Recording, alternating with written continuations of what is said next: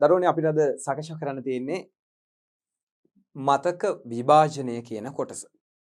මතක විභාජනය කියන කොටස සාකච්ඡා කරන්න අපි මේ ප්‍රවිෂ්ඨ වෙන්නේ කලින් වීඩියෝ පාඩම් මාලාවේදී ප්‍රතිහරණය සහ පිටුකරණය සාකච්ඡා කරලා අවසන් කරගෙන. දැන් මේ කොටසේදී අපි ඉගෙන ගත්තනේ මේ ප්‍රතිහරණය වෙන්නේ කොහොමද? ඒ වගේම පිටු වගුවක් හදන්නේ කොහොමද කියලා. නමුත් දැන් මේ කොටසේ ඒ කතා කරපු දේ එක්ක දැන් මේ මතක විභාජනය කියන කොටසට එන්න කලින් අපි මොකද එතනදී අපිට ලැබුණු කාලය තුලදී තමයි පුතේ අපි ඒ අදාළ කොටස අවසන් කළේ. නමුත් මට හිතුණා අපි මේ කොටස තවදුරටත් දීර්ඝ පැහැදිලි කිරීමක් කරගත්තා නම් හොඳයි කියලා මතක විභාජනීය කොටසට පෙර ප්‍රතිහරණය කියන කොටස සහ පිටුකරණය අනුරූපකරණය කියන දේවල් ඇත්තටම මොනවද? ඒ දේවල් වලින් සිද්ධ වෙන්නේ මොනවද කියන එක තව වැඩිදුර අධ්‍යයනයක් කරගත්තොත් හොඳයි කියන එක මට හිතුණා. ඒ නිසා මම හිතුවා මතක විභාජනය. මොකද දැන් මේ මතක විභාජනයේ කොටසට ආවහම පුතේ මේ කොටස දිගටම යනවා. දැන් මේ බලන්න මතක විභාජනයේ කොටස. මේ මතක විභාජනය කියන්නේ මොකක්ද? ඊට පස්සේ මේ තියෙන මතක විභාජනයේ සිද්ධ වෙන ආකාරය. ඉතින් මේ කොටසට පෙර අපි තව චූටි විස්තරයක් මෙතන ප්‍රතිහරණයේ කොටසත් එක්ක මම සාකච්ඡා කරන්න කියලා තමයි බලාපොරොත්තු වෙන්නේ. ඉතින් මම මේ කොටස මෙහෙම තියන්නම්. කලින් වීඩියෝ එක නරඹපු දරුවන්ට එතකොට පුළුවන් ඒ අවබෝධය ලබා ගන්න. දැන් මම නැවත මතක් කිරීමක් මේ කරන්නේ සාරාංශගත මතක් කිරීමක්. මොකද මේකෙදි තව පොඩි කාරණා කිහිපයක් කියලා දෙන්න තියෙනවා පුතාලට. සිද්ධාන්ත කාරණා වලින් පිට සහ සිද්ධාන්ත කාරණා ඇතුළත්ව ඒ කොටසේ පොඩි පැහැදිලි කිරීම් කිහිපයක්. දැන් ඔන්න අපි මේ මතක විභාජනය කියන කොටසට ඔන්න දැන් පොඩ්ඩක් තියලා තියෙනවා ටයිම් එක. අපි දැන් ප්‍රතිහරණය කියන කොටසනේ අවබෝධ කරගත්තේ. දැන් ප්‍රතිහරණය පැහැදිලි. අතත්ත මතකයක් ප්‍රධාන මතකයක් අතර යම් ක්‍රියායනයන් හෝමාරු වීමනේ.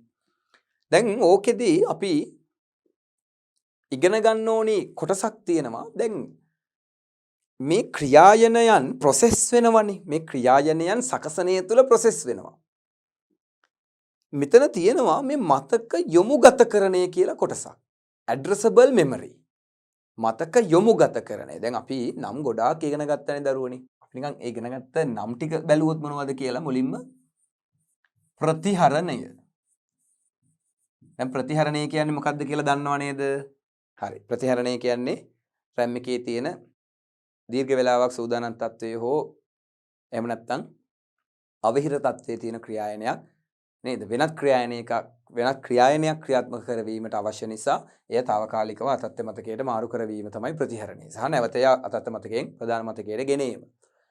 එතනදී අපි ඉගෙන ගත්තා පිටුකරණය, paging. පිටුකරණය නිසා අපිට පිටු වගුව අවශ්‍ය වුණා. පිටු වගුව ඇන්දට පස්සේ අපි දෙපැත්තේ තියෙන අතත්ත මතකයත් ප්‍රධාන මතකයත් අපිට සම්බන්ධ කරගන්න අපි මොකද කරේ? මැපින්. එහෙම නැත්නම් මැප් කළා. අනුරූපකරණය.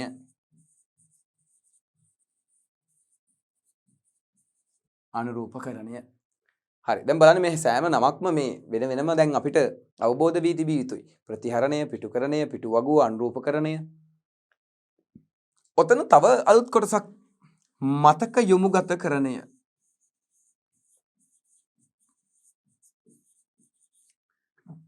මතක යොමුගතකරණය. මොකද්ද මේ මතක යොමුගතකරණය කියලා කියන්නේ? දැන් මෙතන තියෙනවා CPU එක. හරිද? මෙතන තියෙනවා CPU එක. මෙතන තියෙනවා මං නිකන් කොටුවක් ඉස්සෙල්ලා දෙන්නම් RAM එක. ඒ කියන්නේ ප්‍රධාන මතකයේ පුතේ. දැන් මේ RAM එකේ දත්ත ටිකනේ සකස් වෙන්නේ. ඔබ දන්නවා RAM එක සමාන කොටස් වලට බෙදෙනවා. බෙදෙන එක කොටසකට අපි කියනවා රාමුවක් කියලා. අතත්ත මතකයේ සමාන කොටස් වලට බෙදෙනවා. බෙදෙන එක කොටසකට අපි කියනවා පිටුවක් කියලා. ඔය දේවල් අපි කලින් පාඩම් වලදී ඔන්න සාකච්ඡා කරගෙන ආවා. දැන් මේ අපි කතා කරන්න යන්නේ මතක යොමුගතකරණය පිළිබඳව.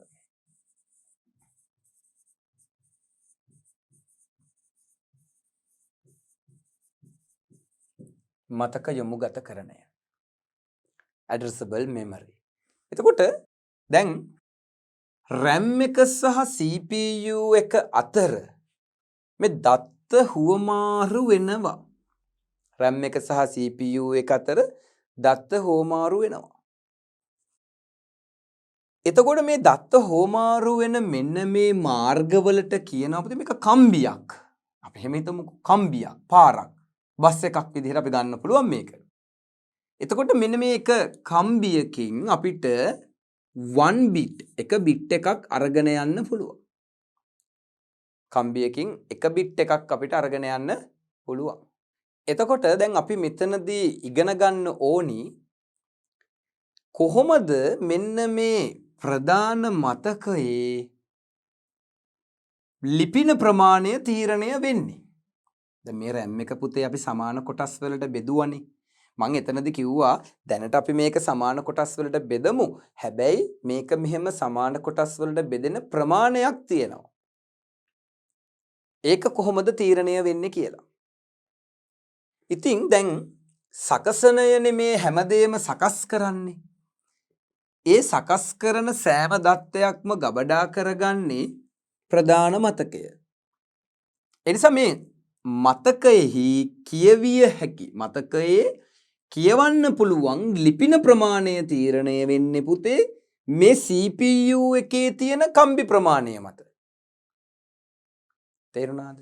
දැන් හිතන්නකෝ මේ CPU එකේ තියෙන්නේ එක කම්බියයි නම්. එතකොට අපි කියනවා මේකට 1 bit කියලා. ඒ කියන්නේ මේ CPU එක 1 bit CPU එකක්. දැන් ළමයි එක bit එකක් නම් නේද? ඒ bit එක මොකක් වෙන්න පුළුවන්ද? ඒ bit එක බිඳුව වෙන්න පුළුවන්. එහෙම නැත්නම් එක වෙන්න පුළුවන්. නේ? එක bit එකයි නම් යන්නේ ඒ bit එක බිඳුව වෙන්න පුළුවන් එක වෙන්න පුළුවන්. එහෙනම් RAM එකේ මතක ලිපින දෙකයි හැදෙන්නේ. ඒ මතක ලිපින දෙකට පමණයි දත්ත ගබඩා කරගන්න පුළුවන්. ඔන්න දැන් මේ RAM එකේ හැදෙනවා කම්බි දෙකක්. CPU එකේ තියෙනවා දැන් 2 bit. දැන් මේ CPU එක 2 bit CPU එකක්. එහෙනම් කම්බි දෙකයිනේ. එතකොට දැන් මේක දිවිමේ සංඛ්‍යාවක් නිසා අපි සෑම වෙලාවකම මේ bit දෙකේ බලෙන් තියාගන්න ඕනේ. එහෙනම් දෙකේ දෙවෙනි බලය දැන් කීයද? 4යි. කලින් තිබ්බ එක කම්බියයි. දෙකේ පළවෙනි බලය 2යි. ඒ කියන්නේ මෙතන මතක ලිපින කීයක් හැදෙනවද? මතක ලිපින 4ක් හැදෙනවනේ. ඇයි? bit දෙකට මොකමද හැදෙන්නේ? 0.0.1 මීට වඩා හැදෙන්නේ නැහැනේ. එහෙනම් මේ සකසනයට ඔන්න bit සකස් කරන්න පුළුවන් ප්‍රමාණයක්. ඒ නිසා RAM එකේ පුතේ මේ වෙලාවේ නේද ලිපින 4යි තියෙන්නේ. මේ තියන්නේ ලිපින 4. දැන් පුතාලා දන්නවා අපි ගෙදර භාවිතා කරන පරිගණකවල සකසනය bit දෙකකට තියෙන්නේ. කොහොමද? 32 bit සහ 64 bit කියලා. ඊට කලින් තිබ්බ ඊට වඩා අඩු ඒවා. හැබැයි දැන් නම් වර්තමානයේ වැඩිම භාවිතා වෙන්නේ 64 bit. තව තියෙනවා 128 bit වගේ ඒවා ලොකු පරිගණකවල. හැබැයි අද අපි වර්තමානයේ වැඩිම භාවිතා කරන 64 bit මෙන්න පරණ කම්පියුටර්ස් වල තිබ්බ 32 bit. එහෙනම් මේ කියන්නේ පුතේ මොකද්ද මේ සකසනයට bit 64ක දත්ත අරන් යන්න පුළුවන්. එතකොට අපිට දැන් මේ හදන RAM එකේ මේ හැදෙන මතක ලිපින ප්‍රමාණය අනුව මේ යන bit ප්‍රමාණය අනුව අපිට තීරණය කරන්න පුළුවන් CPU එක මේ හදන ලිපින ප්‍රමාණය ගබඩා කරන්න RAM එකක් කොච්චර ලොකු RAM එකක් ඕනිද කියලා. පැහැදිලිද?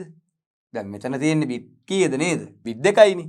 ඒතර bit දෙක දත්ත ගබඩා කරගන්න අපිට කොච්චර ලොකු RAM එකක් ඕනේ වෙයිද? bit දෙකයිනේ. bit දෙකයි කියන්නේ 4යි. ඉතින් 4යි නම් අපිට ලොකු එකක් ඕනේ නැහැ.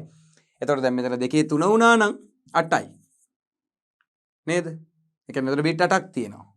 එන්න byte එකයි. නම් byte එකක RAM එකක් තිබ්බනම් ඇති bit 8 ගබඩා කරගන්න. එතකොට දෙකේ 10 කියන්නේ 1024යි. අන්න. දැන් කිලෝබයිට් එකක් තිබ්බනම් ඇති. byte 1024 කිලෝබයිට් එකයි. එහෙමනේ යන්නේ පුතේ මේක ක්‍රමෙන් පැම් පේනවද? කම්බි ප්‍රමාණය වැඩි වෙනකොට කම්බි වලින් යන දත්ත ප්‍රමාණය වැඩි වෙනවා. දැන් මේ කම්බි දෙකෙන් ගියා 0.0යි කියලා. කම්බි තුනක් තිබ්බනම් 8යි. එහෙනම් කොහොමද යන්නේ? තව බිඳුවක් එක්ක අහු වෙනවා. නේ පුතාලා දන්නවා ඒක. තව බිඳුවක් යනවා. ඒ කියන්නේ බිටු 3ක් යනවා. කම්බි 4යි නම් බිටු 4ක් යනවා. කම්බි 5ක් නම් බිටු 5ක් යනවා. අන්න කම්බියක් වැඩි වෙන්න bit එක වැඩි වෙනවා. එහෙනම් 32 bit කියලා කියන්නේ දෙකේ 32 වෙනි බලය. එහෙනම් මේ සකසනයට කම්බි 32ක් තියෙනවා පුතේ. කම්බි 32කින් අරන් යන්න පුළුවන් දත්ත ප්‍රමාණය කොච්චරයිද කියලා දැන් අපිට හිතා ගන්න පුළුවන්. ඒ කියන්නේ පුතේ මේ විදිහට එක මතක ලිපිනයක් තුල බිට් කීයක් තියෙනවද? බිට් 32ක් තියෙනවා. නේද? බිට් 32ක් තියෙනවා. මතක ලිපිනයේට. ඉතින් කොච්චර නේද? කොච්චර මතක ලිපින ප්‍රමාණයක් හැදෙනව ඇද්ද? සකසනයට කම්බි 32ක් තියෙනවා නම් RAM එකත් එක්ක සම්බන්ධ වෙලා මේ කම්බි 32කින් බිට් 32ක් යනවනේ මතක ලිපිනයන් වලට. එතකොට මේ විදිහට මතක ලිපින කොච්චර හැදෙනව ඇද්ද? එතකොට අපිට මේ ප්‍රමාණය තීරණය කරන්න බෑ. මේක ලොකු සංඛ්‍යාවක් නිසා. නමුත් අපිට පුළුවන් පුතේ මතක ලිපින ප්‍රමාණයන් කොච්චරක්ද කියන එකත් එක්ක අපිට එහි ප්‍රමාණය තීරණය කරන්න. ඒ කියන්නේ RAM එකේ ප්‍රමාණය තීරණය කරන්න. 1GB ඕනි වෙයිද 2GB ඕනි වෙයිද නේද 4GB ඕනි වෙයිද කියලා අපිට මේක තීරණය කරගන්න පුළුවන්. දැන් ඔය අපිට තේරුම් ගන්න පුළුවන් කොටසක් තියෙනවනේ මෙන්න මෙහෙම. දැන් ඔය 2 3 2 10 ඔහොම යනකොට අපිට කියන්න පුළුවන් මෙතනින් මේ බයිට් කීයද කියලා. දැන් මේ 2 10 කියන්නේ බයිට් 1024ක්. බයිට් 1024ක් කියන්නේ කිලෝබයිට් එකක්. ඉතින් ඔන්න ඔය විදිහට බයිට් චක්‍රයක් අපිට තියෙනවා. නේද? يعني කිලෝබයිට් එකක් හැදෙන්නේ 210 න්නේ. 210 කියන්නේ කිලෝබයිට් දෙකක්. ඒතර ඔය බයිට් වලින් දැන් අපිට පුළුවන් හොයන්න 232 වෙනි බලය කියන්නේ ඇත්තටම මතක ලිපින ප්‍රමාණය කොච්චරක්ද කියනවට වඩා 232 වෙනි බලයකින් එන බයිට් ටික ගබඩා කරගන්න ප්‍රධාන මතකයේ කොච්චර ඉඩක් ඕනිද කියලා අපිට තේරුම් ගන්න පුළුවන්. මම කියන දේ පැහැදිලි කියලා හිතනවා. ඒ කියන්නේ තමයි දැන් මෙහෙමනේ අපිට මේ පොඩි පොඩි දේවල් හොයන්න පුළුවන්. 2 2 4යි 2 3 2 10. නමුත් මෙතනින් එහාට බලය වැඩි වෙනකොට කොච්චර ප්‍රමාණයක් මෙහෙම මතක ලිපින ඕනද කියන එක හොයන්න අමාරුයි අපිට. නමුත් අපිට හොයන්න පුළුවන් මෙන්න මේ දේවල්. හරි මෙහෙම මේ. දැන් අපි හිතමු 224 වෙනි බලය හොයන්න ඕනි කියලා. එතකොට 224 වෙනි බලය හොයනකොට අපිට පුළුවන් මේ බයිට් මෙන්න මෙහෙම කඩන්න. අපි 210 දන්නවනේ. 210 වැඩි කිරීම 210. දැන් එතකොට 20යි. ඔය දන්නව නේද පුතේ? බල ගුණ කරනකොට උඩ තියෙන බල එකතු වෙනවා කියලා. 2 4. දැන් මේ ඔක්කොම බල ගුණ වෙනකොට මේ ටික එකතු වෙලා තමයි 224 හැදෙන්නේ. දැන් අපි දන්නවා 210 කියන්නේ පුතේ 1KB. 210 කියන්නේ 1KB. දැන් ඒවා වැඩි කර හැකි අපිට. 2 4 කියන්නේ නේද 16යි. දැන් මෙන්න මෙහෙම එකක් මතක තියාගන්න. කිලෝබයිට් වලින් වැඩි කරාම උත්තරේ කිලෝබයිට් වලින් එන්නේ නැහැ. පැහැදිලිද? කිලෝබයිට් වලින් වැඩි කරාම එන්නේ ඊගාවට තියෙන එක්කෙනා. හරිද? ඊගාවට තියෙන එක්කෙනා කවුද? මෙගාබයිට්. එහෙනම් එක්වරක් එක එකයිනේ මෙගාබයිට් එකයි. ඒක මෙහෙම තේරුම් ගන්න පුළුවන් ඉතින්. 220 කියන්නේ මෙගාබයිට්. 210 දැන් මෙහෙම නෙන්නේ.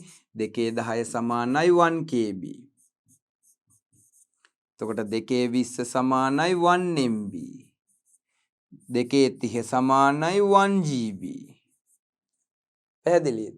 එහෙම ගන්නත් පුළුවන් අපිට. ඉතින් අර 10න් 10 වැඩි වෙනකොට තව 1024ක් නේ වැඩි වෙන්නේ. 1024 කීයක් වැඩි වෙනවද නේද? KB, MB, GB එහෙමයි යන්නේ. එතකොට MB එකක් වැඩි කරන්න වෙනවා 16යි. එතකොට උත්තරේ එන්නේ මොකද්ද? මේක 2 4 නිසා MB 16යි. ඒ කියන්නේ පුතේ 224 කියන්නේ කම්බි 24ක් තියෙන සකසනයක හැදෙන ලිපින ප්‍රමාණය ගබඩා කරගන්න අපිට මෙගාබයිට් 16ක RAM එකක් ඕනි. මෙගාබයිට් 16ක RAM එකක් ඕනි. සකසනයට අන්න එච්චර ලිපින හදන්න පුළුවන්. ඒ හදන ලිපින තුලනේ දත්ත ගබඩා වෙන්නේ. ඒ ගබඩා වෙන්නේ ඒවනේ සකස් කරගන්නේ අපි දැන් මේ. එතකොට දැන් අපි ඔය හෙව්වේ 224නේ. ඉතින් අපි හදලා බලමුකෝ ඇත්තටම 232 කොහොමද හදන්නේ? අන්න 210 කැටි කරන්න පුළුවන් වුණා 230 දැන් අපි දන්න නිසා අපිට එහෙම ගන්නත් පුළුවන්. අපි මෙහෙම හදලත් බලමු. right 2 2. එතකොට මෙතන එන්නේ 1KB 1KB 2 2 4යි. දැන් ඕක අපිට එකපාරම 230 1GB නම් කෙලින්ම 1GB 4න් වැඩි කරලා 4GB කියලා ගන්න පුළුවන් නේද? ඒ කියන්නේ 230 මම කිව්වනේ මෙතන මේ 230 1GB වගේ 4ක් 4GB. නැත්තම් වැඩි කරන්න යන්නේ මෙහෙමයි. 1KB වලින් වැඩි කරාම 1MB 1 MB KB වලින් වැඩි කරාම නැවත වතාවක් පුතේ 1 GB එහෙම තමයි එන්නේ. ඒ කියන්නේ දැන් බැරි වෙලා හරි MB වැඩි වුණොත් KB ගෙන් ඒ කියන්නේ MB වගේ 1224ක් නේ. එතකොට ඉතින් උත්තරේ එන්නේ GB. ඒක මතක තියාගන්න. පැහැදිලිද? MB GB ගෙන් වැඩි වුණොත් ඊගාවට එන්නේ TB. ඊගාවට තියෙන එක්කෙනා තමයි එන්නේ. MB ගෙන් වැඩි වුණත් එන්නේ GB. හරිද? ඒක ඉතින් ඔය පටල ගන්න යන්න එපා. ඒක අර මතක තියාගන්නකෝ GB නේද? 230 කියන්නේ 1 GB කියලා. හරි. ඉතින් එතකොට මෙතනින් අපිට හම්බ වෙනවා 1 GB 1 GB 4න් වැඩි වුණාම උත්තරේ මොකද්ද? 4 GB. ඉතින් පුතේ මේ කියන්නේ මොකද්ද? 232 වෙනි බලයක් සහිත සකසනයකට RAM එකේ සම්පූර්ණ ප්‍රමාණය 4 GB වත් තියෙන්න ඕනේ. දැන් 4 GB වලට වඩා වැඩි වුණාට වැඩක් නැහැ. අයියේ එච්චර මතක ලිපින හදන්නේ නැහැ නේ මෙයා. ඉතින් මෙයාට අඩුම ගානේ GB 4ක්වත් අඩු ගානේ GB 2ක්වත් තියෙන්න ඕනේ. හැබැයි ඔයාගේ RAM එක GB 4ට වඩා ඔයා අප්ඩේට් කරනවා නම් අන පුතේ පුතාගේ RAM එක 8 GB නම් 16 GB නම් 32 GB නම් 64 GB නම් එහෙනම් ඔයාට ඒ RAM එකේ තියෙන සියලුම මතක ලිපින යූස් කරන්න පුළුවන්. හැබැයි 32කින් බෑ. මොකද දැන් 232 වෙනි බලය කියන්නේ යාට උපරිම GB 4යි යන්න පුළුවන්. නේද පුතේ? ඒක තව එක කම්බියක් වැඩි වුණත් ඒක යූස් කරන්න පුළුවන්ද? බෑ. මොකද මතක ලිපින එච්චර හැදෙන්නේ නෑනේ. GB 4ක විතරයි මතක ලිපින හැදෙන්නේ. ඒ නිසා තමයි අපේ පරිගණකවලට අද වර්තමානයේ භාවිතා කරන්න මොකක්ද ආවේ? 264 වෙනි බලය ආවෙමි. දැන් 264 කියන්නේ ලොකු අගයක්. 264 කියන්නේ නේද ලොකුම අගයක්. ඒක අපිට හිතා ගන්න බෑ. ඉතින් 264ට අපිට 16GB 32GB 64GB 128GB RAM ගැහුවත් වැඩ කරනවා. මොකද එච්චර මතක ලිපින මෙයාට හදන්න පුළුවන් අපේ පරිගණකවල. ඉතින් ඒ හින්දා තමයි කියන්නේ පුතේ ඔය 2GB කම්පියුටරයකට 64 දැම්මට වැඩක් නැහැ. තේරුම් ගන්නෑ නේ. ඒ වගේම තමයි ගොඩක් කම්පියුටර්ස් වල ඔය දැන් ඇත්තටම සමහර කම්පියුටර්ස් තියෙන 4GB RAM එක තියෙන ඒවටත් 32 දානවා. කමක් නැහැ දැම්මට. එනවාට යට යූසබල් මදි. 4GB RAM එකක් තියෙන කම්පියුටරයකට 32 bit දැම්මහම දැකලා ඇති පුතාලා වරහන් ඇස්සේ වැටෙනවා my computer වල යූසබල් memory එක 3.82. ඒ කියන්නේ අපිට ඇත්තටම වගේ යූස් කරන්න පුළුවන් 3.8ක් වගේ. ඒ නිසා තේරුමක් නැහැ ඔය ලොකු RAM ගැහුවට අපිට එච්චර access කරන්න බෑ. 5GB ගැහුවත් වැඩක් නැහැ අපිට access කරන්න පුළුවන් 3.2 3.8 වගේ විතරයි. ඇයි එයා ඔයාගේ සකසනය 32 නේ. සකසනය 32 නම් ඔයා කොච්චර ලොකු RAM ගැහුවා වැඩක් නැහැ. මොකද එයා මතක ලිපින හදන්නේ ඊට සාපේක්ෂව. ඊට අදාළ ප්‍රමාණය පමණයි පුතේ. ඒ නිසා තමයි අපි ගොඩක් වෙලාවට 4GB වලට වඩා ලොකු RAM එකක් නම් අනිවාර්යෙන් පරිගණකයේ 64 bit OS එක දාන්න. හරිද? 64 bit OS එක දාන්න. RAM එක අනුව තමයි ඒක තීරණය වෙන්නේ. ඉතින් ඔය අපි ඔය සාමාන්‍ය අපේ දිනදා ජීවිතයේදී 32 64 කියන දේවල් අපිට හම්බ වෙනවනේ. ඉතින් එතනදී පුතේ අපි ගොඩාක් වෙලාට RAM එක අනුව තමයි OS එක තීරණය කරන්නේ. පුතාලා software එකක් download කරත් OS එකක් download කරත් 64 bit 32 bit කියලා OS වර්ග දෙකක් තියෙනවා. ඉතින් ඒ නිසා මේක හොඳට තේරුම් ගන්න මේක මහා ලොකු අමාරු කොටසක් නෙවෙයි. අර bit ප්‍රමාණය මත තමයි RAM එක තීරණය කරන්නේ. මොකද මෙයා හදන කාමර ප්‍රමාණය අල්ලගන්න ඊට සමාන RAM එකක් තිබිය යුතුයි. ඉතින් මෙන්න මේකට තමයි අපි කියන්නේ මතක යොමුගතකරණය කියලා. මේ මතකය තුලින් RAM එකේ නිර්මාණය කරන ලිපින ප්‍රමාණය. මොකද ඔය ලිපින ප්‍රමාණය තමයි අර කලින් අවස්ථාවල් වලට ඕනි වෙන්නේ. මොකද ඒ ප්‍රමාණය තමයි virtual memory එකේ හැදෙන්නේ එතකොට. පැහැදිලිද? මේ හැදෙන කාමර ප්‍රමාණය නේද virtual memory එකෙත් හදන්නේ. මේ හදන ප්‍රමාණයම මේ සමානවම virtual memory එකෙත් හැදෙන්න එපා. ඉතින් එතකොට පුතේ ඔයාගේ RAM එක 4GB නම් එයා virtual memory එකනොත් 4GB ප්‍රමාණයක් අයින් කරගන්නවා. අයිත් ඒ හා සමානවම සේව් වෙන්න. හරිද? ඒකයි hard disk එක වුණත් අපිට ගැටලුවක් වෙන්නේ නැත්තේ. මොකද පොඩි ප්‍රමාණයක් RAM එකට ආසන්න ප්‍රමාණයක් නෙවෙයි කරගන්නේ. ඉතින් දැන් මෙතන GB 4ක කාමර හැදෙනකොට ඔයාගේ RAM එක GB 2යි නම් කරන්න දෙයක් නැහැ. ඒතොර ඒ GB 2ට විතරයි යා එක access වෙන්නේ. ඉතින් අර GB 4ක් access කරන්න ඔයාගේ ලොකු RAM එකක් නැහැනේ. හරිද? ඔහොම තමයි අපි කරන කියන දේවල් මේ මතක යොමුගතකරණය කියන කොටසදී ඔන්න සිද්ධ වෙන්නේ. එහෙනම් මම මෙතනදී ඒ කොටසත් කියලා දුන්නා. දැන් නම් ප්‍රතිහරණයත් හරි පිටුකරණය කියන කොටසත් හරි පිටු වගුවත් හරි අනුරූපකරණය මැපිනුත් හරි මතක යොමුගතකරණයත් මම මෙන්න පැහැදිලි කරා පුතාලට කොහොමද සකසනේ තියෙන බිටු ප්‍රමාණය අනුව මේක කරන්නේ කියලා. ඉතින් අර බිට් බලන්න චුට්ටක් මේක පැටලුම් ගන්න එපා. මේක තේරුම් ගන්න. ඉතින් මම ඒකයි ලේසියෙන්ම කිව්වේ 210 1KB 220 1MB 230 1GB. ඉතින් ඕක වැඩි කරගන්නකොට නේද අර අවසානයේ බලන්න දැන් මෙතන තිබ්බනම් එහෙම 234 කියලා 16GB තමයි එන්නේ. මොකද ඇයි මෙතනින් එන්නේ 1GB මෙතන තියෙනවා 16. එතකොට 16GB විදිහට තමයි අපි ගන්නෙ. ඉතින් ඒ නිසා අර ඕනිම අංකයක් ඔයාලට හදන්න පුළුවන් 10ට වැඩි එකක් ආවොත් පුතේ. 10ට වැඩි එකක් ආවොත් ඒක හදන්නේ මේ විදිහට. අපි බිට් වලින් බලන්න. මොකද බිට් කියන්නේ මේ බලයන් කියන්නේ ಗುಣ කරනකොට එකතු වෙන ඒවා. අපි ගණන් වලට ඉගෙනගෙන තියෙනවනේ මේවා. හරි. ඉතින් මේකෙන් ගානක් දෙකක් හදනකොට මේක පැහැදිලි වෙයි දරුවන්ට. මොකද්ද මේ මතක යොමුගතකරණය කියන්නේ කියලා. ඊට පස්සේ මේ ප්‍රශ්නය විසඳ ගන්න පුළුවන් අපිට. හරි. දැන් අපි පොඩි කොටසකට යමු. ඒ කොටසත් අපි සාකච්ඡා කරාට පස්සේ ඒ කොටසත් අවසන් වෙනවා. ඒක ඇවිල්ලා අතත්ත්‍ය මතකයක පිටුවක අන්තර්ගතය. අතත්ත්‍ය මතක පිටුවක අන්තර්ගතය. දැන් අතත්ත්‍ය මතකයක පේජ් එකක් හැදෙනවනේ. මේ හැදෙන පේජ් එකේ අන්තර්ගත වෙලා තියෙන්නේ මොනවද? ඒක පොඩියට ඒ නෝට් එක දාගමු. මෙන්න මෙහෙමයි. අතත්ත්‍ය මතකයක පිටුවක අන්තර්ගත වෙනවා කොටස් දෙකක්. එකක් තමයි පිටු අංකය. අපි අනික් කොටසට කියනවා දත්ත තමයි. ඒක විස්ථාපනය. මං කිය ඔෆ්සෙට් කියලා. ඔක ලියා ගන්න පුළුවන් නම් හොඳයි. හරි. පිටු අංකයේ පේජ් නම්බර් විස්ථාපනය ඔෆ්සෙට්. එහෙනම් මේ තමයි අතත්ත්‍ය මතක පිටුවක අන්තර්ගතය. දැන් මෙන්න මේ කොටසේ ගබඩා කරන්න පුළුවන් බිට් ප්‍රමාණයක් තියෙනවනේ. ඒ ගබඩා කරන්න පුළුවන් බිට් ප්‍රමාණය තීරණය කරන එක තමයි අර අපි කලින් කොටසදී සාකච්ඡා කරේ. මේ පිටු අංකයේත් විස්ථාපනයේත් ගබඩා කරන්න පුළුවන් බිටු ප්‍රමාණය තීරණය වන්නේ ලිපින බස් ප්‍රමාණය අනුව. ලිපින බස් ප්‍රමාණය අනුව. දැන් ළමයි 32 බිට් සකසනයක් නම් මෙතන ඔක්කොම බිට් කීයක් ගබඩා වෙනවද? 32ක්. පැහැදිලිනේ? තේරුම් ගන්න. බිට් 32යි නම් ප්‍රොසෙසරේ පුතේ මෙතනත් බිට් 32යි. ඉතින් අපි පස්සේ හොයාගමු විස්ථාපනයට කොච්චර යනවද පිටු අංකයට කොච්චර යනවද කියලා. දැන් මේකේ 32යි නම් ඔක්කොම පිටු අංකයට 12ක් යනවා කිව්වොත් විස්ථාපනයට 20යි ඈ. පැහැදිලි නේද? එයාලා කිව්වා පිටු අංකයේ 12යි විස්ථාපනය හොයන්න. එහෙනම් විස්ථාපනයේ 20යි. ඒතර එයාලා කියනවා නම් මෙහෙමයි. බයිට 32ක් සකසනයක් සහිත පරිගණකයක අතත්ත්‍ය මතකයෙහි පිටුවක විශාලත්වය 12කි. එනම් මෙහි විස්ථාපනය සොයන්න. අතර අපිට දැන් අර 32යි මෙයා 12යි නම් විස්ථාපනය 20යි. අන්න ඒ විදිහට මේවා එහෙට මෙහෙට දෝලණය කරලා ප්‍රශ්න අහන්න පුළුවන්. මම ඒකයි මේ කොටසේ තේරුම් ගන්න. දැන් විස්ථාපනයේ දුන්නොත් පිටු අංක හොයන්න පුළුවන්. දෙකම දුන්නොත් සකසනයේ පිටු ප්‍රමාණය හොයන්න පුළුවන්. ඉතින් ওই විදිහට දැන් අපිට සකසනයේ පිටු ප්‍රමාණය දීලා පුතේ පිටු අංකයේ විස්ථාපනය හොයන්න කොත් හොයන්න බෑ දෙකම.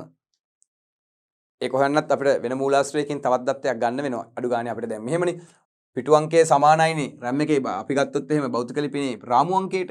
අඩු ගානේ තව රාමු ලිපිනේ හරි දීලා තියෙනවා. රාමු ලිපිනේ 12යි කියන්නේ පිටු අංකයක් 12යි. ඒක විස්ථාපනයේ 20යි නම් අතරත් විස්ථාපනයේ 20යි. සමානයිනේ. විස්ථාපනයේ කොටස් පව සමානයි. ඒ නිසා අපි කතා කරපු අතත්ත්‍ය මතක පිටුවක අන්තර්ගතයේ ගබඩා කළ හැකි බිටු ප්‍රමාණය තීරණය වන්නේ සකසනයේ ලිපින බස් ප්‍රමාණය අනුව. පැහැදිලිද? ලිපින බස් ප්‍රමාණය අනුව තමයි මේක තීරණය වෙන්නේ. හරි. දැන් ඔන්න අපි ඉතුරු කොටස් ටිකත් සාකච්ඡා කරගමු. කරගෙන අපි යමු අපිට මොකද මෙතනින් ගානක් හදා ගන්නත් ඕනි. දැන් මේ සාකච්ඡා කරපු කොටස් වලින් නෝට් එකක් දාගන්න පුළුවන් නම් හොඳයි දරුවන්ට. වීඩියෝ එක අපිට පෝස් කරන්න පුළුවන්. පිටිපස්සට යවන්න පුළුවන්. ඒ විදිහට පොඩි නෝට් එකක් ගලපගෙන පුතාලා හරියට දාගන්න. ඉතින් මේකේ ගණන් හදද්දි තමයි පුතේ මේකේ ගොඩාක් මේ තීරේ කොටස් ටික අපි සාකච්ඡා කරන්නේ ගණන් වලට අවශ්‍ය විදිහට. ඉතින් දැනට මේ સિદ્ધාන්ත කාරණා ටික තමයි මම මේ පැහැදිලි කරලා දුන්නේ. දැන් අපි යමු මතක කළමනාකරණයට අදාළ ගැටලු හා මතවාද. මතක කළමනාකරණයට අදාළ ගැටලු. වගේ මතයන් මොනවද? ඔන්න තියෙනවා මතක විභජනය, memory allocation. මතක විභජනය. විභජනය කියලා කියන්නේ නිකන් බෙදනවා වගේ අදහසක් නේ. කියවලා බලමු.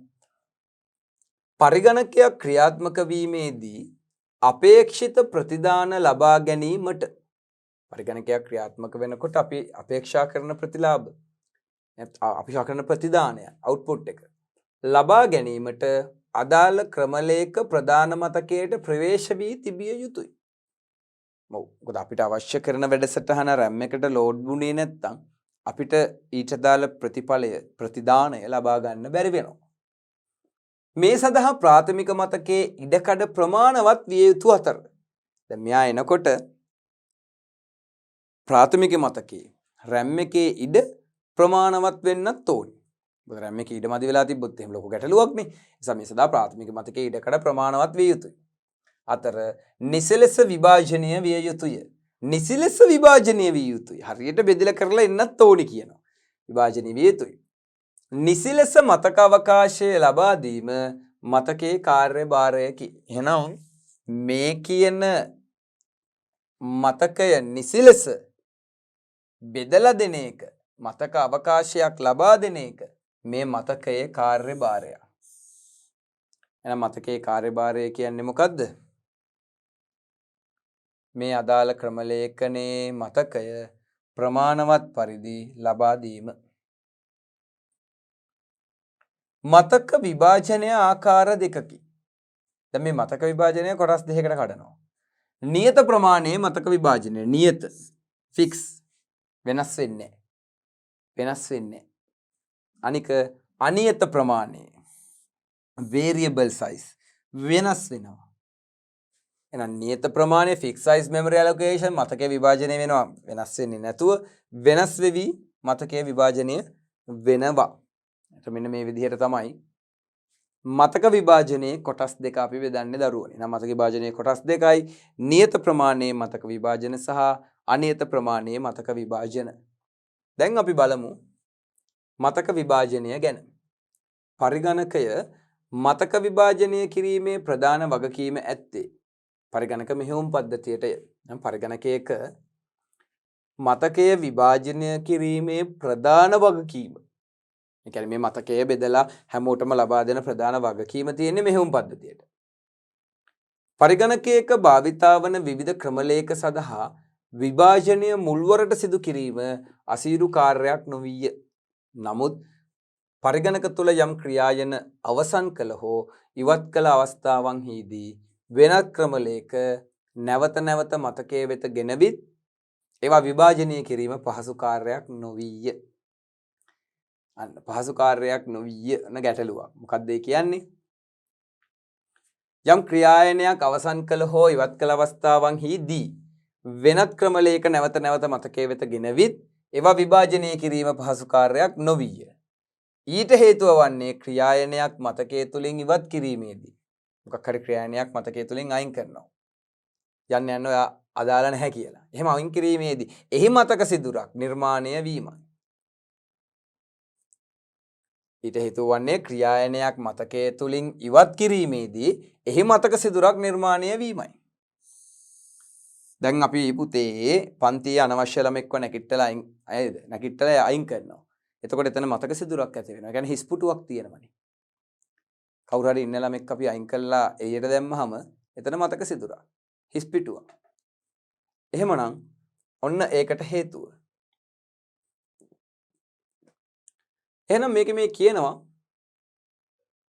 විභාජනයේ මුල්වරට සිදු කිරීම අසීරු කාර්යයක් උනේ නැහැ. විභාජනයේ මුලින් කරන්න එච්චර ලොකු අසීරු කාර්යයක් තිබුණේ නැහැ. හැබැයි පරිගණකයක අවසන් කළ හරි ඉවත් කළ හරි අවස්ථාවක වෙනත් ක්‍රමලේඛයක් නැවත මතකයට ගේන්න අන්න ටිකක් අමාරුයිලු. වෙනත් මතකයක් පරිගණකයට ගේන්න ටිකක් වෙලා යනවලු. ඒකට හේතුව කියනවා ක්‍රියායනයක් මතකයේ තුලින් ඉවත් කිරීමේදී යම් කිසි ක්‍රියායනයක් මතකයෙන් අයින් කරාම ඒ මතකයේ කොටසේ මතක සිදුරක් නිර්මාණය වීමය. මේවා නිර්මාණය වනුයේ අහබු ලෙසය. මතක සිදුරු නිර්මාණය වෙන්නේ අහබු ලෙස. මේ නිසා මතකය ඛණ්ඩනීකරණය වී තිබේ. ඒ නිසා මතකය ඛණ්ඩනීකරණය වෙලා. එම නිසා මතක සිදුරු ඇතිවීමේ ගැටලුව නිසි ලෙස කළමනාකරණය කළ යුතුයි. එහෙනම් මේ ඛණ්ඩනීකරණය වෙන නිසා මතකය අපි හරියාකාරව කළමනාකරණය කරන්න ඕනේ. මේ සඳහා ප්‍රධාන මතකය සුසංහිතකරණය කළ යුතුය. සුසංහිතකරණය කළ යුතුය. දැන් මේක සුසංහිතකරණය කළාම ඛණ්ඩනීකරණය වෙන්නේ නැහැලු. ඒ නිසා මතක සිදුරක් ඇති වෙන්නේ නැහැලු. එහෙනම් දැන් මේ ගොඩක් ලොකු කතාවක් නෙමෙයි කියන්නේ. දැන් පුතේ RAM එක කොහොමත් එහෙම තමයි හાર્ඩ් එකත් එහෙමනේ. තනින් තනින් ඩිලීට් කරනකොට ඒ අදාළ ෆයිල් ඉවත් කරනකොට එතන මතක සිදුරු ඇති වෙනවා. ඒක නවත්තන්න බෑ. එතකොට මතක සිදුරු ඇති වෙනවා කියන්නේ ඛණ්ඩනීකරණය වෙනවා. ඛණ්ඩනීකරණය කියන්නේ තනින් තනින් හිස් ඉඩ තියෙනවා. ඒක නිර්ඛණ්ඩනීකරණය කරගන්න ඕනි අපි. නිර්ඛණ්ඩනීකරණය කරාම ඔක්කොම එකට එකතු වෙලා එක තැනකට ගොනුගත වෙනවා. අපි ඩීප්‍රිග්මන්ටේෂන් කියලා දුන්නා නේද? කලින් වීඩියෝ වලදී ඩීප්‍රිග්මන්ටේෂන්ස් තියෙනවා. එතකොට අපිට බලා ගන්න පුළුවන් මොනවාද මේ ඩීප්‍රිග්මන්ටේෂන්ස් කියන්නේ? මොනවාද ඒවෙන් සිද්ධ වෙන්නේ නේද? කොහොමද ඒකෙන් ඩිස් එකක් ඇනලයිස් වුනේ? මම ඒක පැහැදිලි කරලා දුන්නා. එහෙනම් මෙතනදී කියනවා ඊට අමතරව මේ සුසංහිතකරණය කම්පැක්ටින් කළ යුතුය කියලා. ඉතින් අපි සුසංහිතකරණය කියන්නේ මොකක්ද කියලා දන්නේ නැහැ තාම. නමුත් අපි මතක විභාජනයේ කොටස් වලට යමු. මතක විභාජනය. දැන් අර මතක විභාජනයට අදාළව මේ තියෙන්නේ රූප සටහනක් දරුවනේ. දැන් මෙහෙම නෙවෙන්නේ. දැන් මේ before කියන්නේ RAM එක. දැන් මේ RAM එකේ පුතේ අපි අර සමානව බෙදාගත් කොටස් මේ විදිහට දැන් මෙතන මේ කොටස් අපිට බෙදා ගන්න පුළුවන් නෙමෙයි. ඒකර ඔහොම තිබ්බට. ඉතින් මේ කොටස් මේ විදිහට එක එක තැන්වල එක එක ප්‍රමාණයන් වලට මෙහෙම තියෙනවා. දැන් මේ තැන් හිස් මේ තියෙනවයි හිස් තැන්. රයිට් මතක අවකාශය. දැන් මේ වැති පිටු වැඩසටහන් අයින් වෙලා මොනවා හරි වෙලා අයින් වෙලා නැති වෙලා නේද අවහිර වෙලා යම් දේවල් වෙලා දැන් අපිට එකපාර මේකට ලොකු ප්‍රෝග්‍රෑම් එකක් ගේනකොට ලොකු ප්‍රෝග්‍රෑම් එක දාගන්න තැනක් නැහැ. හැබැයි ඔක්කොම එකතු කරාම අපිට ෆ්‍රී පෙන්නනවා මෙච්චරක් මේ. ඔක්කොම ෆ්‍රී මෙච්චරක් තියෙනවා. ඒක අපිට පෙන්නනවා. මේ ඔක්කොම ෆ්‍රී 1GB වගේ එහෙම පෙන්නයි. හැබැයි 1GB දාන්න මේ කොහෙටවත් බෑනේ පුතේ මේ එක තැනකට 1GB ඔබන්න බෑනේ. එනිසා මේ තියෙන්නේ මතකය විභාජනය වෙච්ච අවස්ථාවක්. මතකය විභාජනය වෙච්ච අවස්ථාවක්. දැන් අපිට මේ මතකය විභාජනය වුණාට පස්සේ මතකද අපි කිව්වා මේක නිසිලෙස කළමනාකරණය කළ යුතුයි. මේ සඳහා ප්‍රධාන මතකයේ සුසංහිතකරණය කළ යුතුයි. මේ තියෙන්නේ සුසංහිතකරණය වෙලා අර තියෙන ඔක්කොම ක්‍රියායන එක තැනකට ගොනුගත වෙලා මේ කම්පැක්ෂන් ප්‍රොසෙස් එකක් මේ රන් වෙලා තියෙන්නේ. ෆ්‍රී ස්පේස් ටික මේ විදිහට එක තැනකට ඇවිල්ලා තියෙනවා. දැන් මෙතෙන්ට ෆ්‍රී ස්පේස් ටික ඔක්කොම එක තැනක උදාහරණයක් 1GB වගේ තියෙනවා. දැන් අපිට 1GB ෆයිල් එකක් උනත් ගහලා එකපාරම මේකට දාගන්න පුළුවන්. එහෙනම් මෙන්න මතක විභාජනය, මෙන්න මතක සුසංහිතකරණය. සුසංහිතකරණය. එහෙනම් සුසංහිතකරණයේදී සිද්ධ වෙන්නේ මතක කොටස් මේ විදිහට එක තැනකට ගොනුගත කරනවා. before after රූප සටහන් දෙක බැලුවහම පුතාලට තේරෙනව නේද? මතක විභාජනය කියන්නේ මොකක්ද? සුසංහිතකරණය කියන්නේ මොකක්ද කියලා? කම්පැක්ටින් රයිට්. එහෙනම් කම්පැක්ෂන් කියන කොටසදී ඔන්න දැන් ඔක්කොම එක තැනකට ගොනුගත කරගත්තා. හරි පැහැදිලි නේද? එහෙනම් මතක විභාජනය. මතක විභාජනය කොටස අවසන් කරාට පස්සේ ඔන්න පුතාලට ඉගෙන ගන්න එනවා කසල එක් රැස් කිරීම garbage collection. garbage කියන්නේ කුණුනේ නේද? කසලනේ. එහෙනම් මොනවද පරිගණකයක තියෙන කසල? මේ මතකය තුල තියෙන කසල මොනවද? මේ කසල එක් රැස් කරනවා කියන්නේ මොකද්ද? ආන දැන් අමුතු කොටසක් නේද? හයි. ඉතින් බලමුකෝ අපි මේ කම්පියුටරේ තියෙන කසල මොනවාද කියලා. සමහර ක්‍රමලේඛ තුල ගතික දත්ත ව්‍යුහ භාවිතා කිරේ. ගතික දත්ත වෙනස් වෙන දත්ත. මේවා ගතික ශෛල ගතිකව ප්‍රයෝජනයට ගන්නවා මෙන්ම ඉවත් කිරීමද සිදු කෙරේ. මේ ගතික ශෛල වෙනස් විදිහට ප්‍රයෝජනයට ගන්නවා වගේම තමයි ඒවා ඉවත් කරලත් දානවා. තාක්ෂණිකව සැලකූ විට තවදුරටත් අවශ්‍ය නොවන දත්ත. තවදුරටත් අවශ්‍ය නොවන දත්ත. ඉවත් කිරීමේදී එම රිත්තක මතක ශෛල නිර්මාණය වේ. ඒ කියන්නේ අපිට තවදුරටත් අවශ්‍ය නැති දත්ත තියෙනවනේ. ඒවා ඉවත් කරනවා. අපිට තවදුරටත් අවශ්‍ය නැත්නම් ඒව තියාගෙන ඉඳලා වැඩක් නැහැ. ඒවා ඉවත් කරනවා. එතකොට එම රිත්තක මතක ශෛල නිර්මාණය වෙනවා. එතකොට එහෙම ඉවත් කරාම එතන මතක ශෛලයක් නිර්මාණය වෙනවා. අහබු ලෙස නිර්මාණය වන රිත්තක ශෛල එහි කාණ්ඩයක් ලෙස නිර්මාණය කිරීම මිහියුම් පද්ධතියක් මගින් ක්ෂණිකව සිදු නොවේ. අහබු ලෙස නිර්මාණය කරන මේ රිත්තක ශෛල එහි කාණ්ඩයක් ලෙස නිර්මාණය කරන එක මිහියුම් පද්ධතියක් මගින් එහෙම එකපාරට ක්ෂණිකව සිද්ධ වෙන්නේ නැහැ. එතකොට එවැනි ප්‍රදේශ කසල ප්‍රදේශ ලෙස හඳුන්වයි. මෙම කසල ප්‍රදේශ වැඩිවන විට මතකයේ අනවශ්‍ය ඉඩ ඇහැරීමද සිදුවේ. මෙය මතක විභාජනයට ඍජුවම බලපෑම් කරයි. මතක විභාජනයට අනිවාර්යෙන් මේක බලපෑමක් කරනවා. මතකයේ බෙදෙනකොට මොකද කුණු තියෙනවා ඒව අයින් වෙලා නැහැ. එම නිසා කසල රැස් කර තබා ගැනීමට සුසංහිතකරණය කළ යුතුයි. දැන් අපි සමහර දේවල් RAM එකේ මේ විදිහට තියෙන සමහර කොටස් භාවිතා කරන්න නැති වුනහම මේ වගේ කොටස් අයින් කරනවනේ.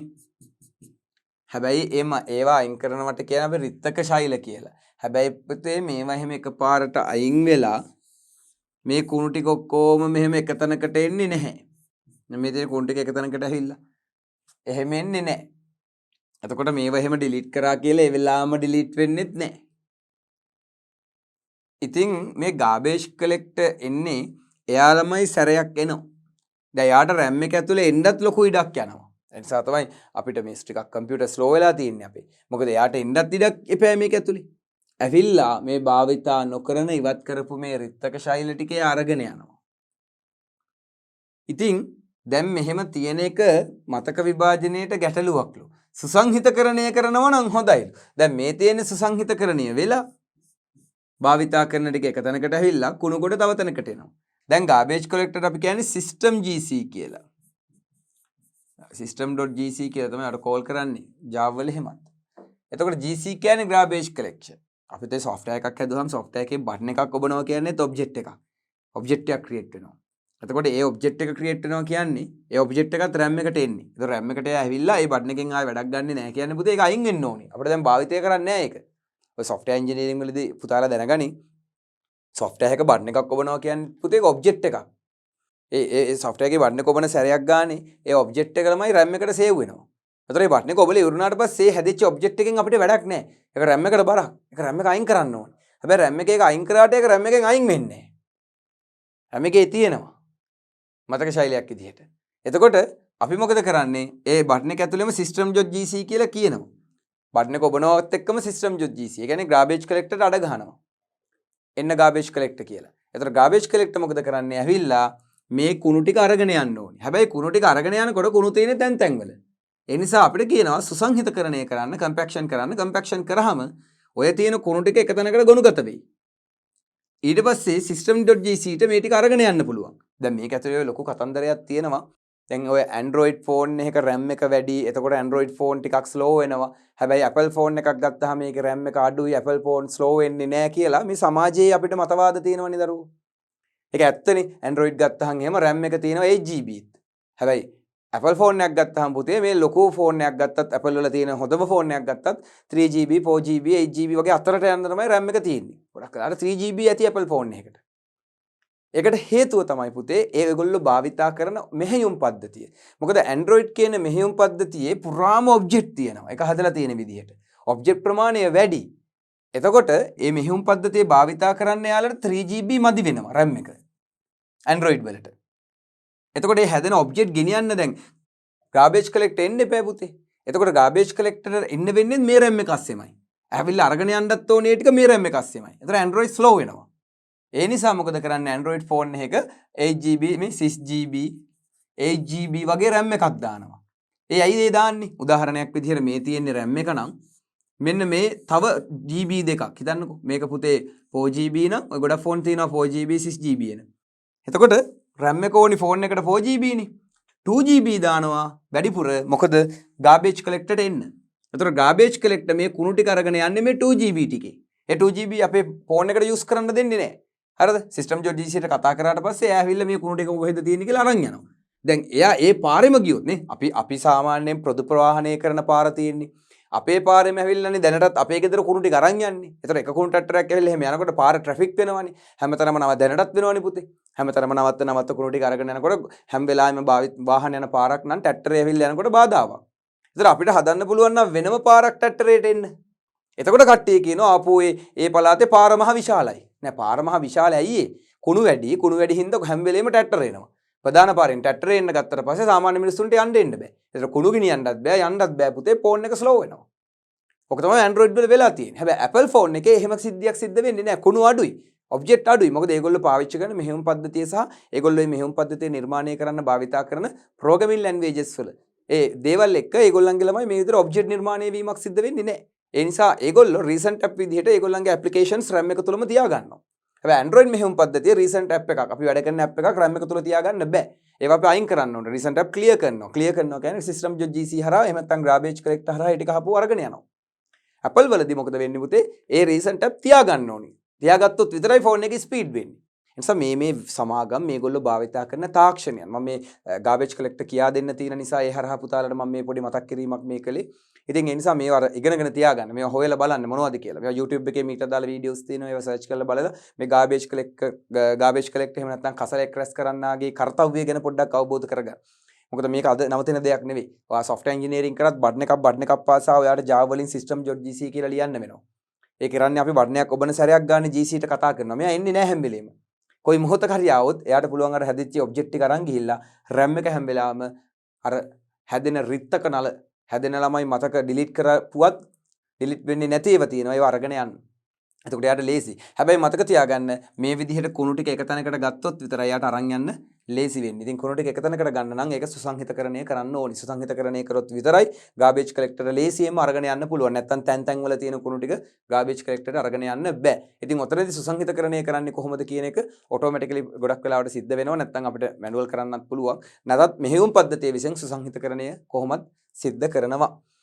හරි. ඉතින් garbage collector මෙන්න මෙහෙමයි එන්නේ. නම් අපි මේක අවසාන කොටස නැවත කියව ගමු. දැන් මම පැහැදිලි කරපු දේත් එක්ක. එතකොට ඔයාලට තේරෙයි මොකද්ද මේ කිව්වේ කියලා. එහෙනම් මෙතන ඉඳලා බලන්න.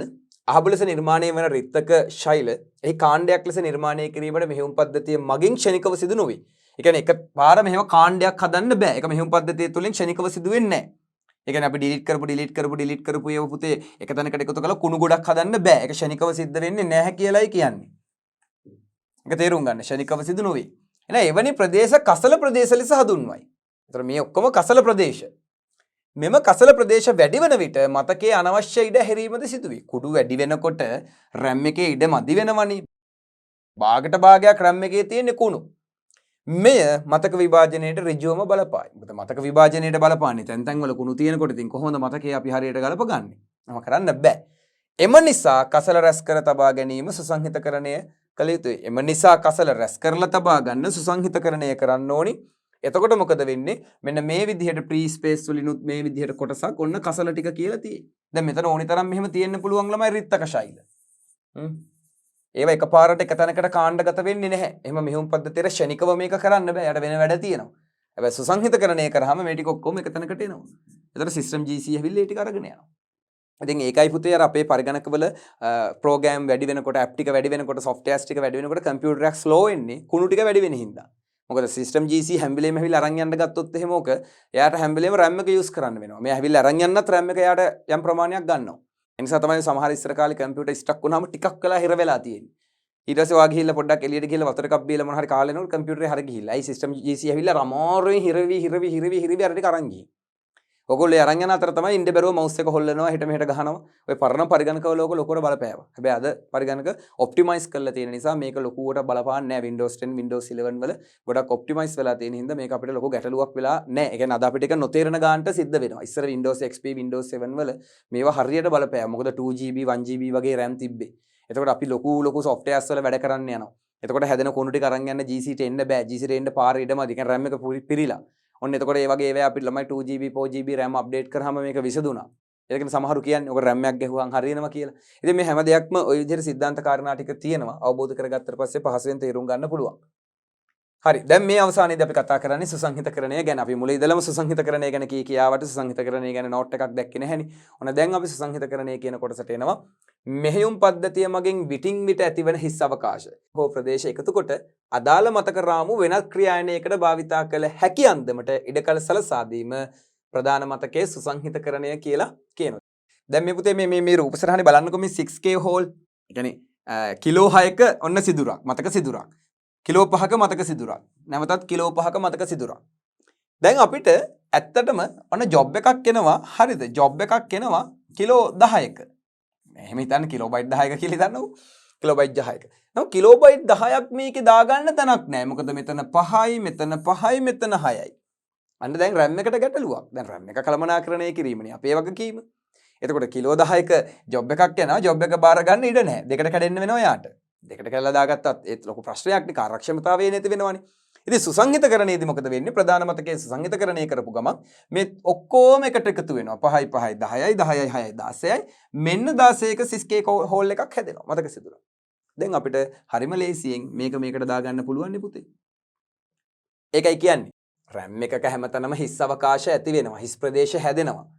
ඒ මතක රාමු වෙනත් ක්‍රියාණයකට භාවිතා කරන්න පුළුවන් විදිහට අපි මේ ප්‍රධාන මතකයේ ඉඩ හදලා දෙන්න ඕනේ. එහෙම ඉඩ හදලා දෙන්න නම් මේක සුසංහිතකරණය වෙන්න ඕනේ. එහෙනම් ඒ සුසංහිතකරණය කරාම මොකද වෙන්නේ? මතක භාවිතය කාර්යක්ෂම වෙයි.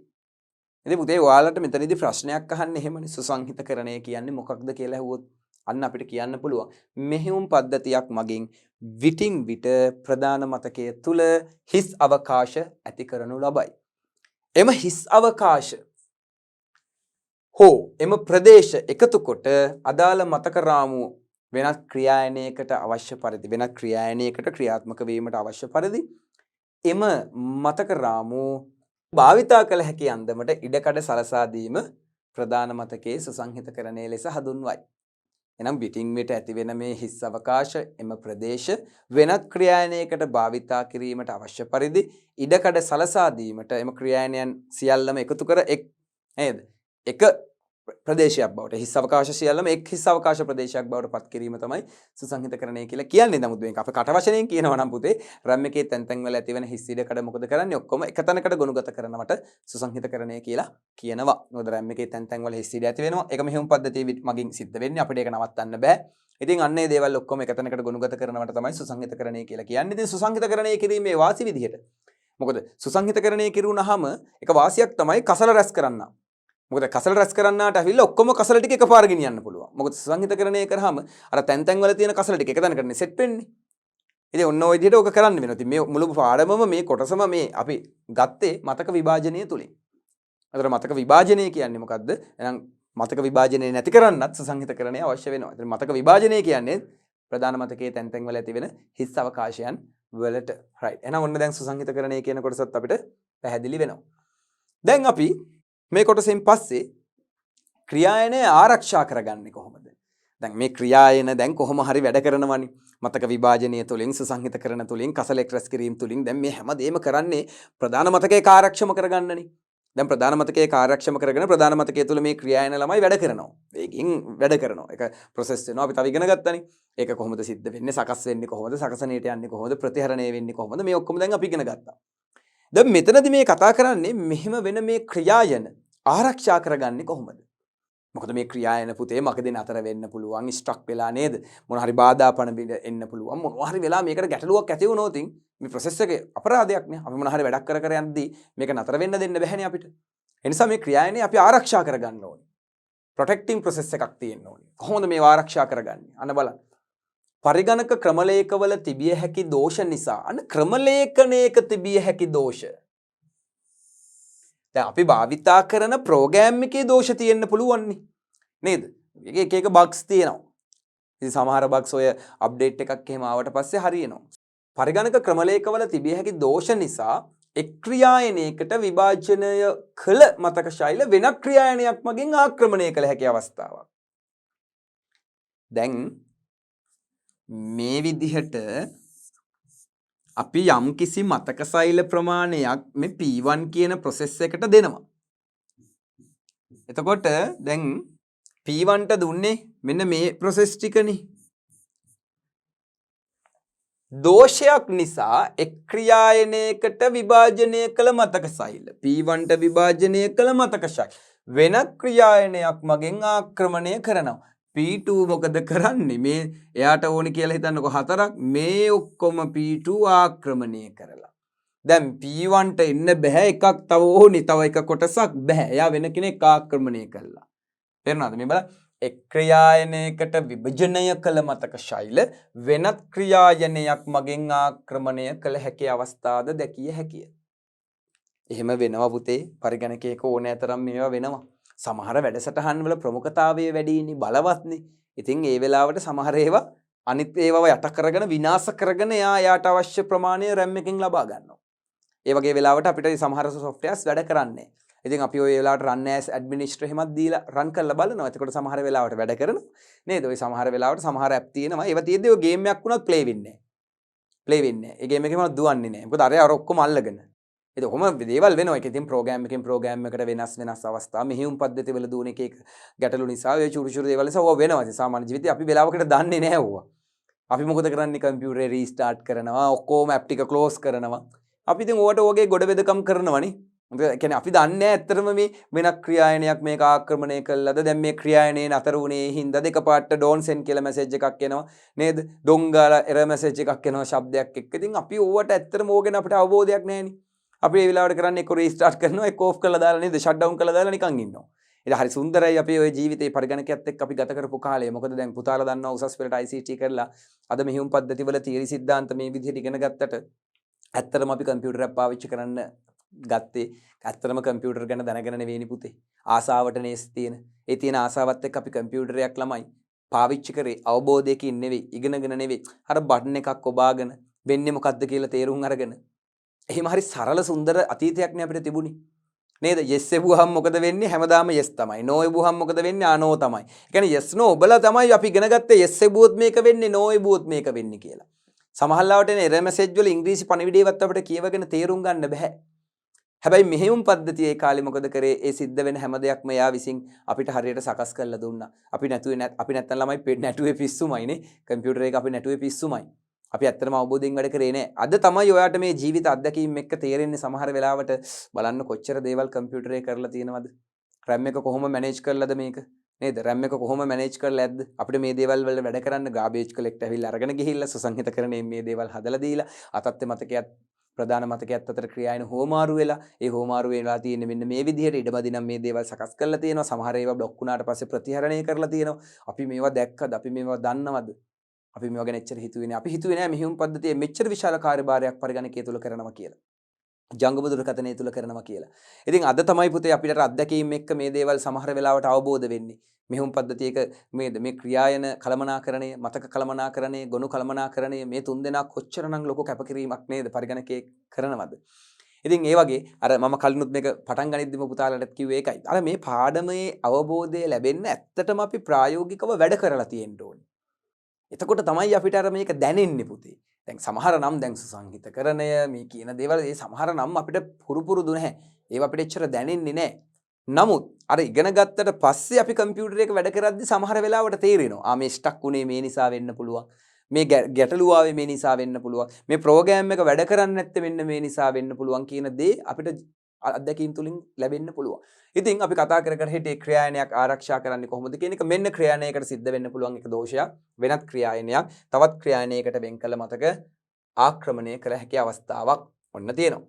එහෙනම් එවැනි ආක්‍රමණය කළ හැකි අවස්ථාද දැකිය හැකිය. මෙහෙයුම් පද්ධතිය මගින් මෙවැනි දේ සිදු නොවීමට වග බලාගත යුතුය. පරිගණක මෙහෙයුම් පද්ධතියක මෙම ක්‍රියායන ආරක්ෂණය ලෙස හඳුන්වයි.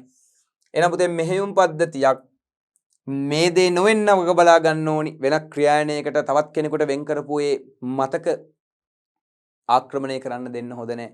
ඒ නිසා ඒ දේ නොකර ඒ දේ පාලනය කිරීම තමයි ක්‍රියායන ආරක්ෂාව කියලා කියන්නේ. එහෙනම් පරිගණකයකට මේ විදිහට ක්‍රියායනයන් ආරක්ෂා කරගන්න පුළුවන්.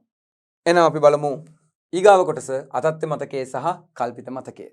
ඔන්න දැන් අපි ඔය අතත්ත්ව මතකය ගැන කතා කළා නේද? පුතාලට මතක ඇති. හાર્ඩ් ඩිස්ක් එකක යම් කොටසක් අතත්ත්ව මතකයට වෙන් කරනවා. දැන් මේකට කියන තවත් නමක් තමයි පුතේ කල්පිත මතකය කියන්නේ. හරිද? ඔන්න නම් ටික මතක තියාගන්න. අතත්ත්ව මතකයේ කල්පිත මතකය. ඉතින් virtual memory කියලා තමයි කියන්නේ. VM කියලා කෙටියෙන් කියනවා. ආදරයට කියනවා VM කියලා. එහෙනම් අතත්ත්ව මතකයේ කල්පිත මතකය කියන්නේ මොකක්ද? දැන් මම කියලා දීලා ඉතින් දන්නවා පුතාලා නේද? අතත්ත්ව මතකයේ සමාන කොටස් වලට බෙදෙනවා. ඒක සමාන කොටසකට අපි කියනවා පිටුවක්. නේද? පේජ්. අන්න ඒ විදිහට තමයි අපි කලින් කතා කරේ ප්‍රතිහරණය කියන කොටසේ. දැන් ওই ප්‍රතිහරණයම ආයෙසරට කතා කරනවා මම කිව්වා.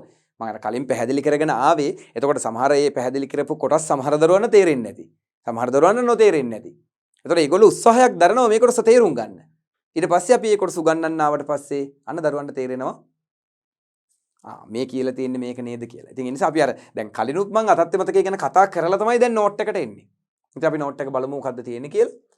සාමාන්‍යයෙන් සකසනයට විශාල මතක ශෛල ප්‍රමාණයක් දෘශ්‍යමාන වුවද. සාමාන්‍යයෙන් සකසනයකට විශාල මතක ශෛල ප්‍රමාණයක් පේනවා. දෘශ්‍යමාන වෙනවා. මොකද දැන් RAM එක ඇතුලේ ගොඩාක් කාමර හදන්න පුළුවන් නේ. එතකොට මෙච්චර තියෙනවා කියලා සාමාන්‍යයෙන් සකසනයට පේනවා. දෘශ්‍යමාන වුවද පරිගණකයට භෞතික වශයෙන් නැත්තේ ඊට වඩා අඩු මතක ප්‍රමාණයකි. සාමාන්‍යයෙන් සකසනයට විශාල මතක ප්‍රමාණයක් තිබ්බට මම කියවනේ 32 bit 64 bit දැන් 64 bit processor එකක් නම් පුතේ යාට GB බර ගාණක් ලිපින හදන්න පුළුවන්. ඒ වුණාට ඇත්තටම අපිට භෞතිකව තියෙන ඊට වඩා පොඩි මතක ප්‍රමාණයක්නේ. 64 bit සකසනයක් තිබ්බට අපිට තියෙන්නේ බොහෝ විට 8 GB RAM එකක්. හැබැයි 64 bit කියන්නේ යාට ලිපින හදන්න පුළුවන් GB 128ක විතර. 64 bit බැලුවොත් GB 128ක විතර හදන්න පුළුවන්. පුතාලට ඕනම් හොයලා බලන්න මේක. නේද? මෙහෙම 210 කීකේ දාලා ගියොත් එහෙනම් පුතාලට බලන්න පුළුවන් එක. නිකන් බලන්නකො 264 වෙනි බලය කීයද කියලා. හොයලා බලන්න මේක දැන් අපි දන්නවනේ මෙතන 230ම. 230යි ගත්තොත් 1GB. එතකොට 4 කියන්නේ 2 4ට. එතකොට 1GB වැඩි කරාම ඊගාවට එන්න ඕනිනේ TB. TB එකක්. එතකොට 2 4 කියන්නේ 16යි. එහෙනම් TB 16ක්. ඒ කියන්නේ ටෙරාබයිට් 16ක් වෙනකම් පුළුවන් පුතේ. මම දැන් නිවර්දිවම ගත්තේ නැහැ. මම නිකන් ආසන්න වශයෙන් මේ බැලුවේ අපිට නිකන් අදහසක් ගන්න. සමහරට මේක වැරදිද දන්නෙත් නැහැ. හරි? මේක වැරදිද දන්නෙත් නැහැ පුතේ. පුතාලා හරිනම් මේක 264 වෙනි බලය හොයාගන්න පුළුවන් නම් හොයලා කමෙන්ට් එකක් දාන්න. ඉතින් මම මේ උපකල්පනයක් කරා ටෙරාබයිට් 16ක්. ඒ කියන්නේ එතකොට මෙයාට ටෙරාබයිට් 16ක මතක ලිපින හදන්න පුළුවන්ලු. නේද? ටෙරාබයිට් 16ක මතක ලිපින හදන්න පුළුවන් වුණාට භෞතිකව අපිට තියෙන්නේ GB 8යි. නේද? මොන ලැජ්ජාවක්ද? භෞතිකව අපිට තියෙන්නේ GB 8යි.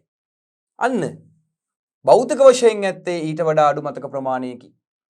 එම නිසා තාර්කික මතක යොමුවක් භෞතික මතක යොමුවකට පරිවර්තනය කර ගැනීමේ ක්‍රමවේදයක් තිබිය යුතුය.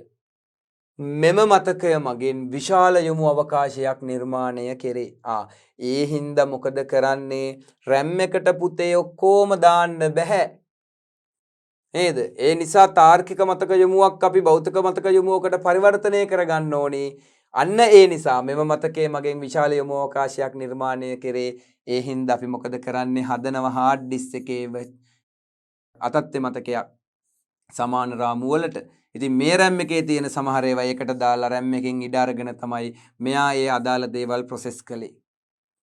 නේද? ඒ GB යාට මේ මොහොතේ process කරන්න පුළුවන්. සමහර ඒවා GB 4ක විතර දේවල් RAM මේ virtual memory එකට දානවා. එහෙම බලද්දි මෙයාට GB 12ක ඒවා process කරන්න පුළුවන් වෙලා නෙමෙයි.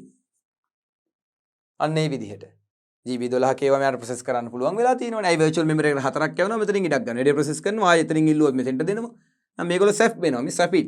SAPින් ක්‍රියාවලිය නිසා සකසනයට විශාල ප්‍රමාණයක් දත්ත හදන්න පුළුවන් වුණා. මොකද කොච්චර හැදුවත් ඒ RAM එකේ බැරි නම් එයා අතත්ත්‍ය මතකයට මාරු කරනවා.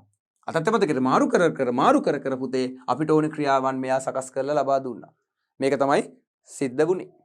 ඉතින් ඔන්න දැන් මේ සම්පූර්ණ නෝට් එක අපි තව එකපාරක් කියවගෙන මේ කොටසෙන් පුතේ අපි ඔන්න දැනට සාකච්ඡා කරපු කොටස අවසන් කරන්න හදන්නේ. බලන්න එහෙමනම් නැවත වතාවක් සාමාන්‍යයෙන් සකසනයට විශාල මතක ශෛල ප්‍රමාණයක් දෘශ්‍යමාන වුවද පරිගණකයට භෞතික වශයෙන් ඇත්තේ ඊට වඩා අඩු මතක ප්‍රමාණයකි. එම නිසා තාර්කික මතක යොමුවක් භෞතික මතක යොමුවකට පරිවර්තනය කර ගැනීමේ ක්‍රමවේදයක් තිබිය යුතුය. මෙම මතක මගින් විශාල යොමු අවකාශයක් නිර්මාණය කෙරේ. හරි. එහෙනම් ඔතනදී ඔය කොටස පැහැදිලි ඇති දරුවන්ට මම ඔය කොටසත් එක්ක තව එක රූප සටහනක් පුතල්ලට පෙන්නන්නම් මේ කොටසත් අවසන් කරලා. ක්‍රියායනයක ජීව කාලය තුලදී ඒ ක්‍රියාත්මක කරනුයේ ඒවා වටා ඇති උපදෙස් සුළු ප්‍රමාණයකිනි. එනම් ක්‍රියායනයක් නිතර භාවිතා කරනුයේ ඒ හා සම්බන්ධ වූ දත් අඩංගු මතක ශෛල සුළු ප්‍රමාණයකිනි. අඩු මතක ශෛල ප්‍රමාණයකින් වූද කාර්යක්ෂමව මතකය කළමනාකරණය කර ගැනීම සඳහා පිටුකරණය හා ඛණ්ඩනීකරණය මහත් පිටුවහලක් වේ.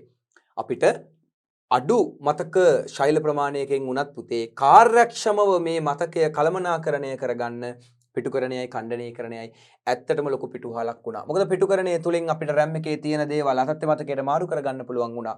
ඛණ්ඩනීකරණය නිසා හැම වෙලාවකදීම අපිට RAM එකේ තියෙන හිස්තිඩ ප්‍රමාණයන් අයින් කරගෙන සෑම ඉඩක්ම ප්‍රයෝජනවත් විදිහට භාවිතා කරන්න පුළුවන් වුණා. එහෙනම් ඔන්න අපි ඒ කොටසත් මෙතනින් පැහැදිලි කරගත්තා. ඒ වගේම ද්විතීයික ආච්ඡායනයේ යම් අවකාශයක් මතකය ලෙස తాවකාලිකව භාවිතා කිරීම මෙලෙස ද්විතීයික ආච්ඡායනය ලෙස යොදා ගන්නා මතකය කල්පිත මතකයයි කියලා කියනවා. මොකද අපි ද්විතීයික ආච්ඡායනයෙන් තමයි తాවකාලිකව භාවිතා කරන්න මේ කොටස වෙන් කරේ.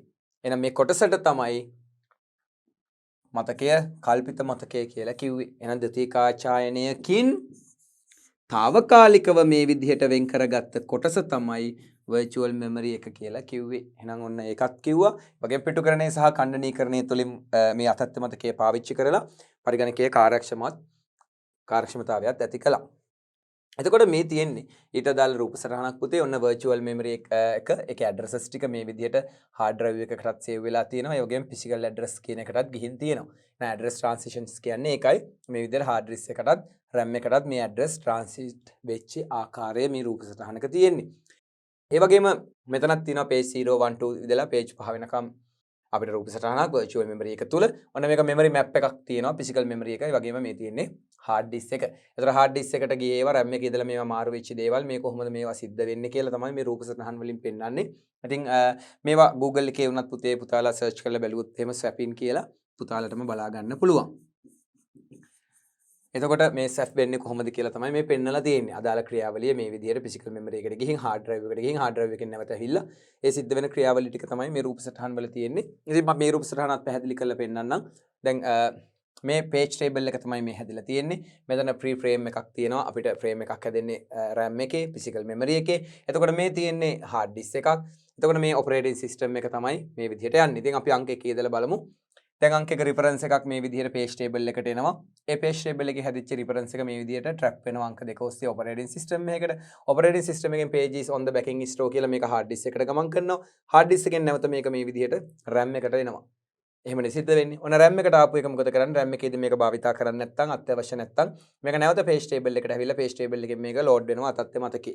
right ඔය විදිහට තමයි මේ ගමනාන්තය සිද්ධ වෙන්නේ. මේක ඉතින් අපේ syllabus එකෙන් පිට තියෙන කොටසක් මේ පුතේදී මේවා පාඩම් කරන්න මේවා මතක තියාගන්න අපිට අවශ්‍ය නැහැ. කල්පිත මතකයේ වැඩ කරන්නේ කොහොමද කියන ඒවා තමයි මේ රූප සටහනක් දාලා තියෙන්නේ පුතාලට. තවදුරටත් වැඩිපුර අවබෝධ කර ගැනීමට අවශ්‍ය නම් මේ රූප සටහන හරහා පුතාලට මේක අවබෝධ කරගන්න පුළුවන්. ඉතින් ඒ නිසා මේ රූප සටහන අවබෝධ කරගෙන ඒ කියන්නේ මේක තේරුන්නේ නැහැ මේක ගැටලුවක් කියලා එහෙම පුතාලට කියන්න අවශ්‍යතාවයක් නැහැ. මේ රූප සටහනකින් පෙන්වන්න හදන්නේ ඒ පරිගණකය තුළ ක්‍රියාත්මක වෙන ක්‍රියාවලිය පැහැදිලි කිරීමක්. ඉතින් මේ රූප සටහනිනුත් සිද්ධ වුණේ ඒකම තමයි. ඉතින් ඒ නිසා පුතාලා මෙහි ඔරිජිනල් පින්තූර ටික ලබා ගැනීමට අවශ්‍ය නම් Google එකේ swapin වගේ විදිහට සර්ච් කරාම මීට අදාළ රූප සටහන් ටික බලා ගන්න පුළුවන්. ඉතින් එහෙනම් මේ කොටස මේ විදිහට අවසන් වෙනවා. අපි මේ අවසානයේදී සාකච්ඡා කරේ පුතේ අතත්ත්ව මතකය එහෙම නැත්නම් කල්පිත මතකය කියන්නේ මොකක්ද කියන එක. ඉතින් ඒක සම්බන්ධ වෙන රූප සටහන් කිහිපයක් තමයි ඔබ අවසාන මොහොතේ දැක්කේ. ඉතින් මෙතනින් පසුව අපිට මේ පාඩමේ අවසාන ඒකකයත් එක්ක තමයි සම්බන්ධ වෙන්නේ. මේ පාඩමෙත් අවසාන කොටස පුතේ පොඩ්ඩක් අපිට ගණන් හදන කොටස් ටිකක් තියෙන්නේ. ඒ වගේම තව කොටස් ටිකක් තියෙනවා මම කලින් පැහැදිලි කරපු ප්‍රතිහරණය ඔය කියන කාරණා ගැන තව පොඩි දීර්ඝ පැහැදිලි කිරීමක්. ඉතින් අපි ඊගාව වීඩියෝ පාඩම් මාලාවෙන් ඒකත් එක්ක සම්බන්ධ වෙමු. එතෙක් අද පැහැදිලි කරපු මේ කොටස් ටික අවසන් කරනවා. එහෙනම් හැමෝටම සුබ දවසක්.